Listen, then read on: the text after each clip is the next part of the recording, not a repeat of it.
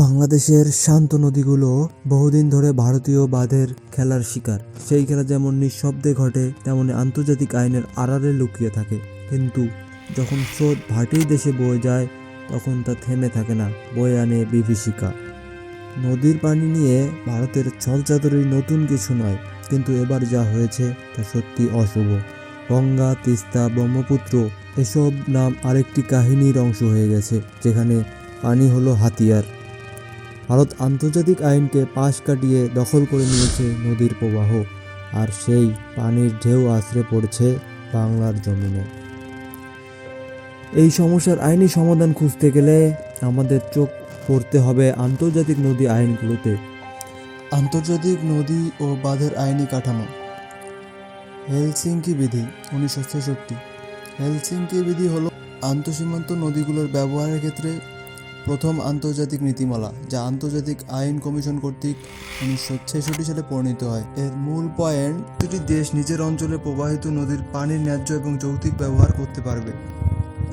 জাতিসংঘের 1997 সালের convention on the law of the non navigational uses of international watercourses নামে পরিচিত এই কনভেনশনটি জাতিসংঘের 97 সালে গ্রহণ করা হয়। এর গুরুত্বপূর্ণ বিষয় নদীর পানির ন্যায়সঙ্গত এবং যৌক্তিক বন্টন। বিজিং কনভেনশন 2014 সালে convention on the law of transboundary aquifers প্রণীত হয়, যা বিশেষভাবে ভূগর্ভস্থ পানির ব্যবস্থাপনার জন্য প্রণীত হয়, তবে এটি নদী এবং জলাধারের ক্ষেত্রেও প্রাসঙ্গিক। ভারত কিন্তু সেই বিধি মানে না। ভারতের বাঁধসমূহ। গঙ্গার রহস্যময় বাঁধ। গঙ্গার উৎস ভারতের হিমালয়ে, কিন্তু গঙ্গার পানির গতি নিয়ন্ত্রণের জন্য ভারত যে ফারাক্কা বাঁধ নির্মাণ করেছে তা বাংলাদেশের জন্য একটি সুপ্ত বিপদ।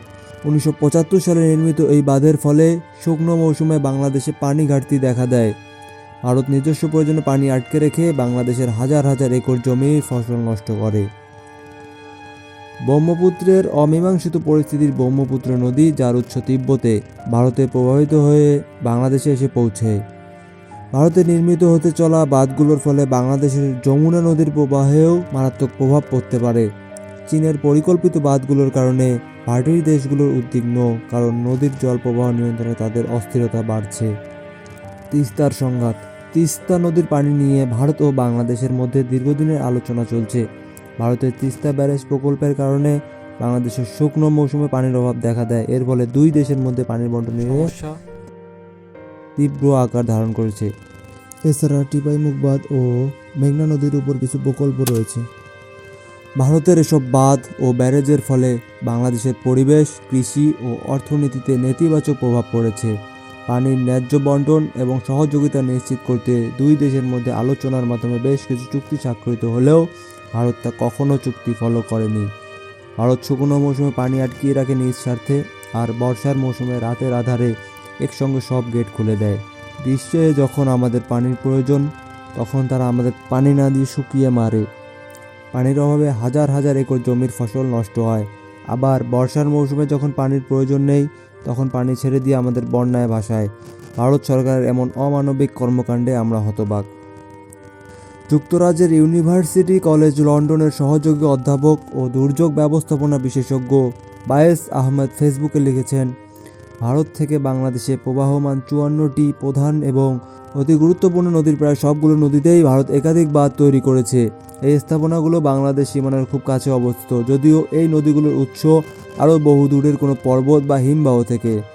যেমন ফারাক্কা বাঁধ বাংলাদেশের আন্তর্জাতিক সীমানা থেকে মাত্র 17 কিলোমিটার দূরে। তিস্তা গোমতী নদীর উপর মহারানী বাঁধ, ডুম্বুর বাঁধও খুব কাছে। এ বিবেচনায় বলা যায়, বর্ষাকালে বাংলাদেশের বন্যার পরিস্থিতি বড় আকার ধারণ করার বিষয়টি অনেকাংশ মানবসৃষ্ট এবং এর পেছনে ভারতের দায় রয়েছে। তাদের ভুল সিদ্ধান্ত বা গঠনমূলক পরামর্শের ঘাটতি আমাদের জন্য দুর্যোগ ডেকে আনছে। সাম্প্রতিক সময়ের বন্যা। ফেনী, নোয়াখালী, কুমিল্লা, মৌলভীবাজার ও হবিগঞ্জ জেলার অবস্থাও বিশেষভাবে খারাপ হয়েছে। এই অঞ্চলে প্রায় 30 লক্ষ মানুষ বন্যার কারণে ক্ষতিগ্রস্ত হয়েছে এবং অনেক রাস্তাঘাট ও যোগাযোগ ব্যবস্থা বিচ্ছিন্ন হয়ে পড়েছে। ভারী বৃষ্টিপাত এবং উজান থেকে আসা পানির কারণে নদীগুলোর পানি বিপদসীমার উপরে উঠে গেছে, যা বন্যার পরিস্থিতিকে আরও খারাপ করেছে। চট্টগ্রামের অনেক এলাকা ও ঢাকা চট্টগ্রাম মহাসড়ক প্লাবিত হয়েছে। বাঁধের বিপরীতে বাঁধ। অনলাইন প্ল্যাটফর্ম ফেসবুকে একটি জিনিস ছড়িয়ে পড়ে, বাঁধের বিপরীতে বাঁধ দেওয়া। এ ধরনের দাবির ব্যাপারে তরুণ প্রকৌশলী তানভীরুল ইসলাম অমিও বলেছেন, ভারত বাঁধ খুলে দিলে আমরা আমাদের বাঁধ বন্ধ করে দেব, বন্যার পানি আবার ভারতে চলে যাবে। এটা শুনতে খুব মজার মনে হলেও ব্যাপারটা এত সহজ না। নদীর ধর্ম হচ্ছে আপ স্ট্রিম থেকে ডাউন স্ট্রিমে যাওয়া। তাই আপনি বাংলাদেশ অংশে একটা বাঁধ নির্মাণ করে দিলেই নদী রিভার্স দিকে প্রবাহিত হওয়া শুরু করবে এমন সম্ভাবনা খুবই কম। এক্ষেত্রে দুটো জিনিস হতে পারে, নদী ব্যারেজের আশেপাশে আরেকটা বিকল্প রুট তৈরি করে সেদিক দিয়ে প্রবাহিত হতে শুরু করবে, অথবা নদীর পানি বাঁধের একদম আপস্ট্রিমেই জমা হতে হতে এক সময় বাঁধ ভেঙে ফেলবে বা ওভারটপ করবে। দুই সিনারিওতেই কিন্তু পরিণতি একই, বাংলাদেশে আরও ভয়ানক ফ্ল্যাশ ফ্লাড এবং তীব্র নদী ভাঙন। এবার সে আন্তর্জাতিক আইনের আওতায় কি কি করা যেতে পারে। আন্তর্জাতিক আদালতে মামলা। আন্তর্জাতিক আদালত বা আন্তর্জাতিক সালিসি আদালতে মামলা দায়ের করা, যেমন আন্তর্জাতিক আদালত আইসিজে বা আন্তর্জাতিক আরবিট্রেশন ট্রাইব্যুনাল।